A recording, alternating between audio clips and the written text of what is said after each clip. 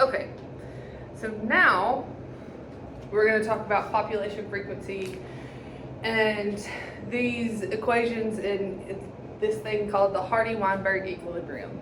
So Hardy-Weinberg is a way to look at frequencies of populations and frequencies of alleles in populations.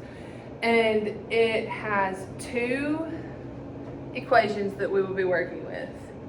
And those are P plus Q equals 1 and P squared plus 2PQ plus Q squared equals 1. Okay? And again, I'm going to do for this video the same way that I did with the other one, and I'm going to bring you forward to look a little closer at the board, but hopefully you can see that well enough on whatever screen you're watching on. Take some screenshots, pause it, take a picture. I don't care how you do it, just know this stuff, okay? So if we're looking specifically at Hardy-Weinberg, it runs based off of 5 distinct principles, and I have them pulled up on my computer. Give me just a second. I don't want to say one wrong because the minute that I try to do it without my notes, I will say it wrong. And of course, it went away. Okay, so the assumptions of the Hardy-Weinberg equilibrium are, there are 5, and I want you to know them, okay? Large population, random mating, no mutations, no genetic drift, and no natural selection. If any of those 5 things are off, Hardy-Weinberg equilibrium doesn't apply. But large population, random mating, no mutation, no genetic drift, and no natural selection. So basically in a bubble, right? Because we know natural selection happens, we know genetic drift happens, we know that some populations are not large.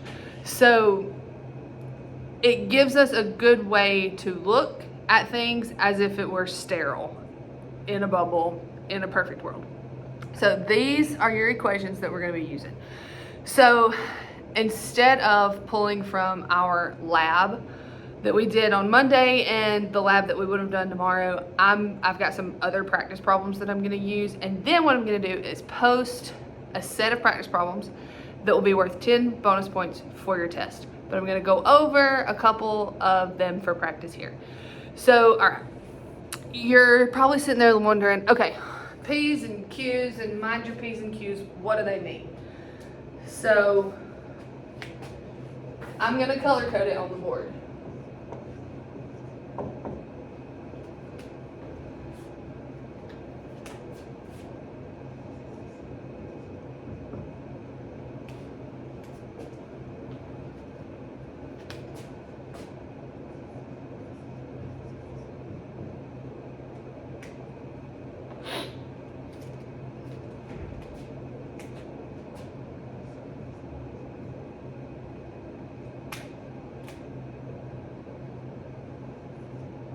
All right, so each thing, and y'all know how I'm about my colors, so I will be color coding this. So each thing represents an allele or a combination of alleles, okay? So P, actually we'll start with the bottom. Q represents recessive. Notice I just said recessive, not homozygous recessive, okay? So one recessive allele is represented by Q, okay? P is one dominant allele, okay? So if there's not a squared with these, you're only looking at one of the alleles. And we talked in the last video that you get pairs from your parents, right? And when those gametes form, the law of segregation tells us that those pairs split apart in order to form something completely new. So this might be dominant, this might be recessive. This might be dominant, this might be recessive, right? So these two, P represents one dominant allele and Q represents one recessive allele, okay? So then let's look at these. So if P is one allele, that would stand to reason that P squared would be two dominant alleles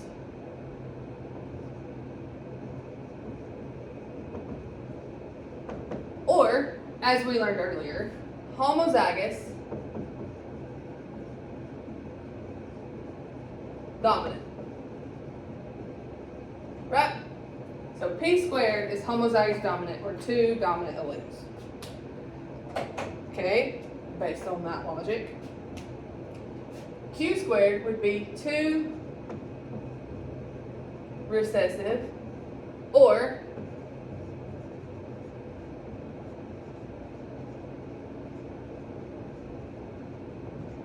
homozygous recessive.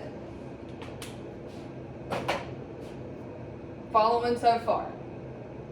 So now we get to 2PQ. Okay?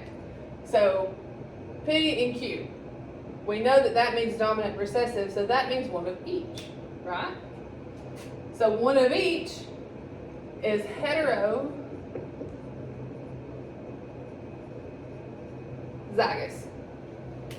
And you multiply it by 2 in that so that it is a representation of, remember those pairs that split apart, they come together, and there are other pairs that get formed off of that.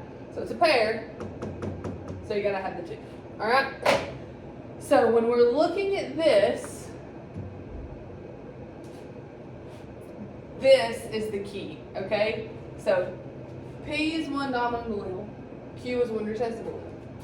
P squared is homozygous dominant, 2PQ is heterozygous, and Q squared is homozygous recessive. So, let's go from here. We're looking at population frequency. So, the first place we need to start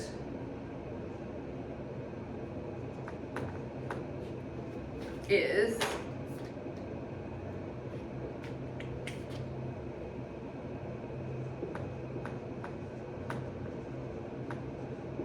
the number of individuals,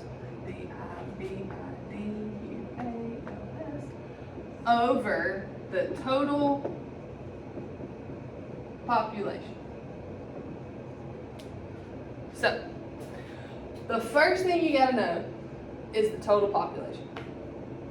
So like in lab, when we did our experiment on Monday, there were 15 of us. So this number doesn't change. If you have a big chart to find like we did then, this number doesn't change. It's the number of individuals of that particular trait that we're looking at. So currently there are 2 people in this room where I'm filming. So this number would be 2. Okay? So then the number of individuals in this room that have the recessive trait, which is blue eyes, so 1. So 1 over 2. Now, in science class, we don't do fractions. That's for math class. In science, we do decimals. So, you would convert that 1 over 2 into a decimal, which would be 0.5. So, let's get a different example because 1 out of 2 is not a good one. So, I'm going to look at my paper, and I'm going to tell you that big B, so the dominant trait in a population size of 1,000 people, 840, I'm sorry, it's not people, it's birds, 840 have black beaks, okay? So little b, which is yellow, 840 of them have black beaks. So little b, yellow, would be 160. Okay? 160 show yellow beaks, which is the recessive trait, okay? So, here's where I lost a lot of people on Monday, and I don't want to lose y'all again. So, what we know about genetics is this. If you show the recessive trait, you are homozygous recessive, okay? You can't have the dominant trait for an allele. You can't have the dominant allele and not show the trait. So, if 160 birds have a yellow beak, and yellow is recessive, we know that 160 out of 1,000 birds are homozygous recessive, okay? So, let's go to find the frequency of that, okay? So 160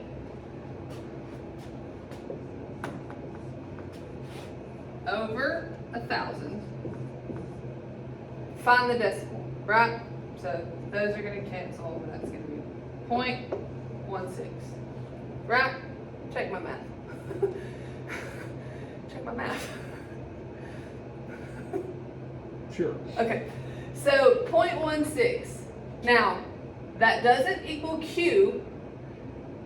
What you find here is always Q squared. You are always starting with Q squared, and that is because we know that 160 of these are homozygous recessive, and that is Q squared, okay?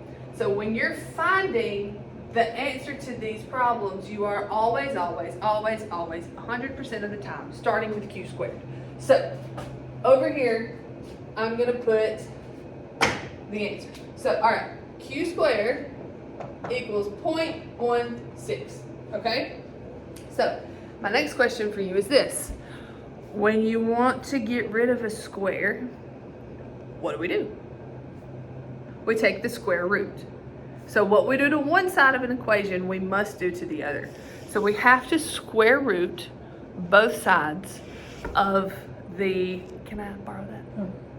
What do you need it for? I need a calculator. I can't square root in my head. We have to do, can you unlock it? Unlock the orientation so that I can get to the square root. Sorry, my husband's helping me out. You have to take the square root of both sides in order to get Q by itself. So, 0.16 that we just got with 160 over 1,000, square rooted, and it gives you 0.4, okay? No, I need it for the rest of the problem. So, Q squared is 0.16, so that means Q is equal to 0.4. Okay? Everybody with me so far? I hope so. If not, pause the video, write down your questions, email me. What I do with it? It's on the end. I'm crazy. Okay, so now what we're going to look at is finding P. So, okay, we have two equations up here. We have P plus Q equals 1. Yeah? So, take Q, which is 0.4, and plug it into this equation. So now, I'm going to erase the first part of this work, okay? I'm going to erase this part.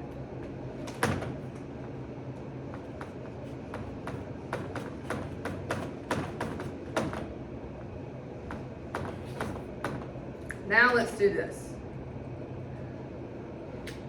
P plus 0.4 equals 1. All right? So how do we get P by itself? We subtract 0.4 because that's the opposite of adding it, right? So subtract 0.4, get that to cancel. But if you do it on one side of the equal sign, you have to do it on the other. So minus 0.4. So P equals 0.6. Okay? So now let's go put that over here. P is equal to 0.6. Now, my rule of thumb with math, and this is what I tell my kids where I teach math at the other school where I teach, always check your work. The best way to see if you have P and Q correctly is to see if they add up to 1. If they do, you've done it right. Okay? So now, let's find p squared, all right? So what is p squared? How do we find something squared?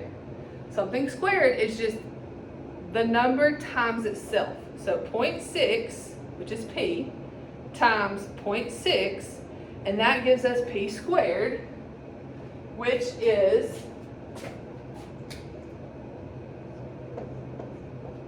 0.36, okay? So, you found your q squared first based on what we know and what I've already erased. Then you took the square root and got q.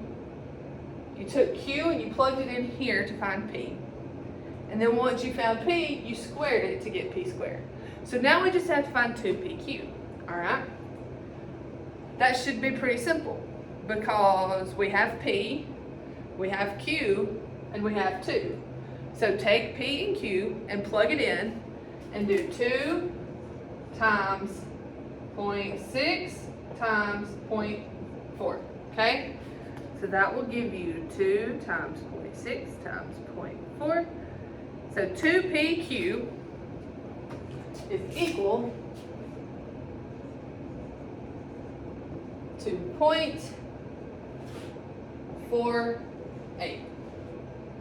So you have now found the frequency of all of the alleles in this population of 1,000 birds, with 840 of them being black-beaked and dominant, and 160 being white-beaked or yellow-beaked and recessive, okay? So, that means 0.36 of the population is homozygous dominant, 0.16 is homozygous recessive, 0.48 of the population is heterozygous, so they carry the recessive trait of the yellow beak, but they show the dominant black beak. 0.6 of them have a dominant allele, and 0.4 of them have the recessive allele. Okay? So the next rule of thumb is p squared plus 2pq plus q squared equals 1. So when you take these and add them up, they should equal 1. So 0.48 plus 0.16 is 0.64 plus 0.36 is 1. So always check your work with this. If for some reason they're not adding up right, then you've either done something wrong or we've rounded in different spots. So if you get 0.99 or 0.98 or 1.002 or 1.03, those are still 1. You've rounded in a different spot than I've rounded, and I will count that. As long as it's 1, it's 1, okay? So we'll do one more in this video, and then if you have any questions, shoot me an email, okay? So I'm going to leave this information up here. I'm just going to erase the numbers.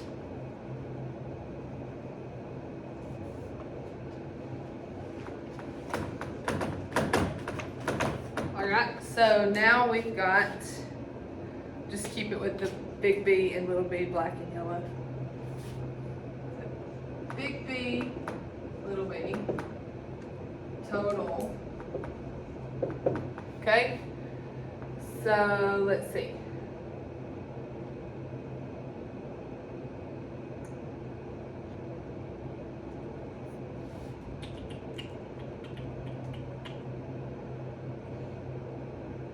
Let's do 500 here and say 370, and then 130. All right. So my first step, I know that the population of 500, 130 of them are homozygous recessive. So 130 divided by 500 equals 0.26. So we know that that is our Q squared number because it's the homozygous recessive of the population. So Q squared is 0.26. Take the square root of that, and that gives you Q, right? And that is 0.51. All right? So now that we have found Q, plug it in here and find P. So we know that 1 minus 0.51 will be 0.49. Because 0.49 plus 0.51 gives us 1. So 0.49. Alright, so 0.49 squared to find the homozygous dominant, or the two dominant alleles, because you gotta have two, to do P squared, and that is 0.24. And now, what I have to do, is take these two and plug it in here to find my heterozygous, right? So 2 times 0.49 times 0.51, 0.4998. So basically 0.5. So now, in order to check our work, we plug it in. So we know that 0.51 and 0.49 add up to 1. So now 0.24 plus 0.26 plus 0.4998, that gives me 0.9998, which is 1. Okay? So if this doesn't make sense, shoot me an email or stay after class on next week's lab, and we will talk about it then. We can talk about it a little bit more in next week's lab. I feel like I explained it a lot better today than I did yesterday. Not yesterday, the day before. It gets to be that way sometimes. So again, if you have any questions, let me know. I'm going to post this along with some with the bonus problems that y'all are going to do for your 10-point possible bonus points on the final. You turn that in with the final on finals day. Don't send it to me. Don't email it to me. Don't bring it to me in lab. I'm not going to take it. You're going to do it, and you're going to turn it in on finals day, which is the week before Thanksgiving break. So again, if you have any questions, let me know. I'm happy to explain this slower if need be. But if not, do the problems, turn it in finals, and yeah, let me know if I can help. Bye guys.